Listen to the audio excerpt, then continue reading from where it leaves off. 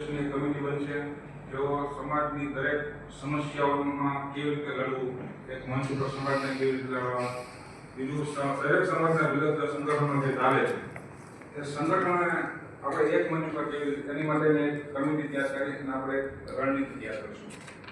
અને એક મુદ્દા સાથે આજે આપણે મળ્યા છીએ જેના હું સામાજિક ક્રાંતિ અભિયાન દ્વારા તમામનું સ્વાગત કરું છું. બધા પોતાનો પરિચય આપશે અને પોતાના વિચારો આપશે.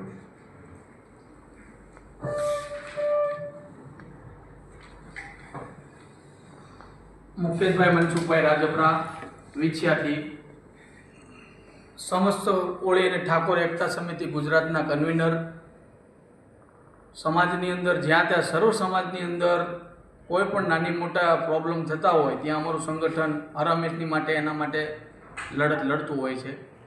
બાકી આ જે વિચાર રજૂ કર્યો આ પ્રકારનું એક સંગઠન ખરેખર રચના થવી જ હોય કે ઓબીસી, એસસી, એસટી, માઇનોરિટી બધાય સમાજના સાથે મળી અને નાના મોટા પ્રશ્નોનું સમાધાન બધા ભેગા મળીને કરશું તો 100% એનું નિવારણ આવશે.